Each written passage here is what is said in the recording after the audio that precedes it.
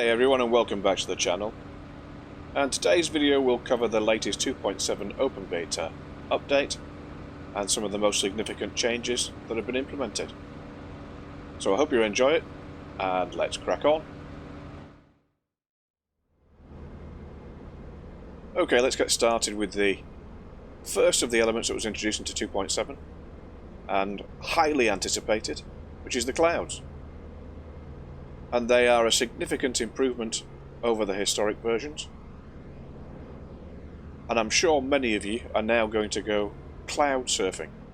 I will create a mission editor video showing you how to set up the presets within DCS.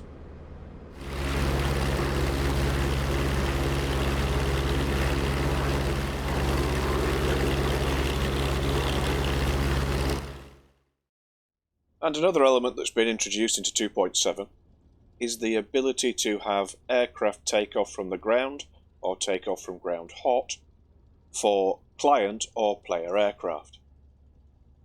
Now, for those of you that will recall, there was a modification that you could put together by changing a Lua file, and you could have the aircraft start this way.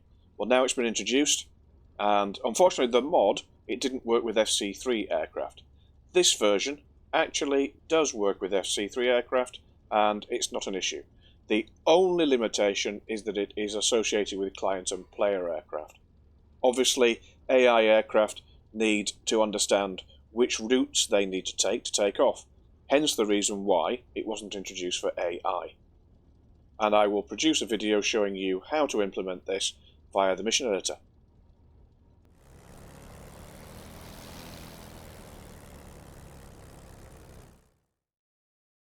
Also in 2.7 we have the ability to determine when a ground target, being a map object, has been destroyed. So say you set up a mission for a group of aircraft to blow up a particular bridge, we can now do that and register it. And what I will do is I will show you this in more detail in a further mission editor video. And basically we now have this condition which has been added, which is map object is dead, and it selected this urban house here. I won't go into detail now, but I'll show you in an upcoming mission editor video. Next we have a change to the trigger zone functionality. And basically what it is we can now have different shapes.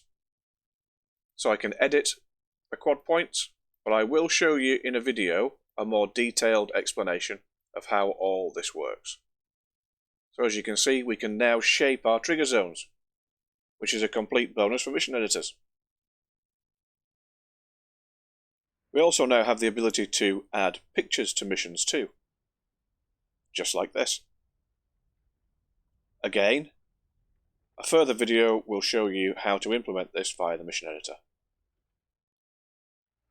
Combined Arms also got an update, and here it is. It's the ability to move your head within the vehicle whilst you are driving it. That's a very welcome addition, saves you having to use the mouse, and I'll show you how this works.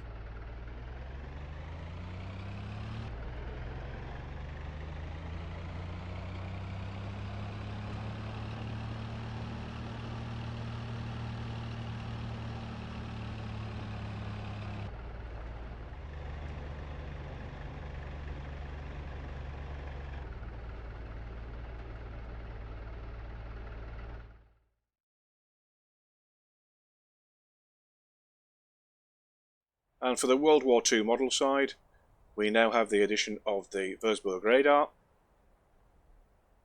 which you can place on the map, and it's fully functional with all Luftwaffe aircraft. And there have also been some updates to the way AI respond to being engaged. It's far less predictable now, and some of the manoeuvres are much improved. At the same time, there have been some improvements to the visual effects when aircraft are hit, and they've been improved also, but I'll show you those once I've hit him with some cannon rounds.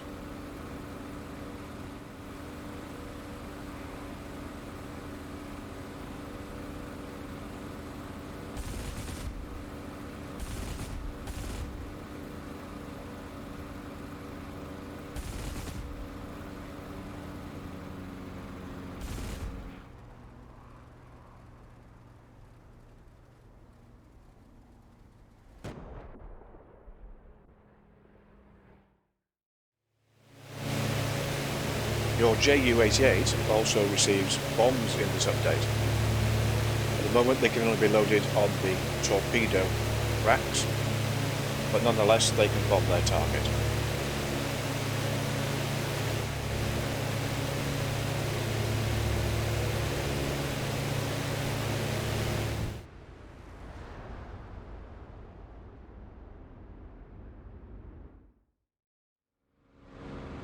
And on a final note, if you own the Spitfire, you'll find that the baked-in textures have now been removed.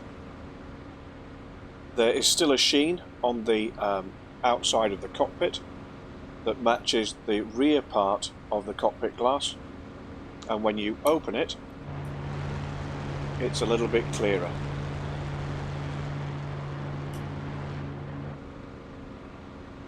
So another welcome addition to the World War II elements.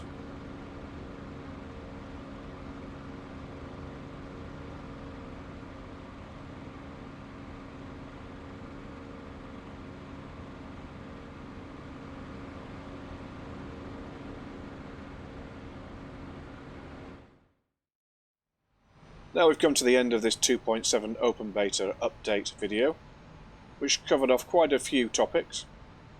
And like I said during this particular video, if you want to see in detail some of the mission editor elements, then please refer to some of the videos that I've created covering those topics. Anyway, I hope this was helpful, and I'll catch you later. Ciao for now.